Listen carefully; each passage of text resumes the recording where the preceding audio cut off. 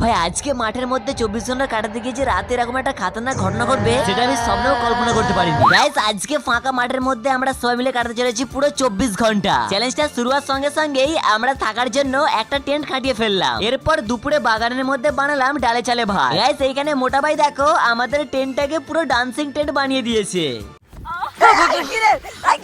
কি হলো यार এমন কি হলো তুই আঁকা করছিস কেন? দেন স্নান করার জন্য আমরা চলে আসলাম এই ঝিলটাতে, আর ঝিলের মধ্যে একটু সুইমিং রেসও করে ফেললাম, আর সুইমিং রেসে জিতলো আমাদের বড় ভাই। এরপর বিকেলে আমরা সবাই মিলে খেললাম সুমো রেসলিং। গাইস এইখানে আমি অভিজ্ঞার মোটা ভাইকে দেখো পুরো ঠেলে সার্কেল থেকে বার করে দিলাম। আমি খুব আনন্দ পাচ্ছি যে আমি গর্ব করে বলছি আমি হেরে গেছি। এরপর রাত্রেবেলা আমরা টেন্টটাকে লাইট দিয়ে ভালো করে ডেকোরেশন করে ফেললাম। দেন চপমুড়ি খেয়ে আমরা সবাই মিলে ঘুমিয়ে পড়লাম। এরপর রাত 2টার সময় হঠাৎ জঙ্গলের মধ্যে কারোটা লাফানোর শব্দে আমাদের ঘুমটা ভেঙে গেল। গাইস সত্যি বলতে ভাবিনি যে আমাদের সঙ্গে ঠিক এরকম ঘটবে, আর আমাদের সঙ্গে কি করলো সেটা দেখার জন্য নিচে লিঙ্কে ক্লিক করে লং ভিডিওটা দেখে আসো।